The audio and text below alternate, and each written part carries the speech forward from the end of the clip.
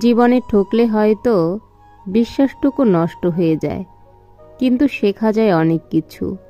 জীবনের সবচেয়ে বড় জয় হলো এমন কিছু করে দেখানো যা সবাই ভেবেছিল তুমি তা কখনোই পারবে না। চরিত্র আর আয়না দুটোই পরিষ্কার রাখুন, নিজেকে সুন্দর দেখাবে। জীবনে ধাক্কা খাওয়া খুবই জরুরি। ধাক্কা না খেলে জীবনে শক্ত হওয়া যায় না।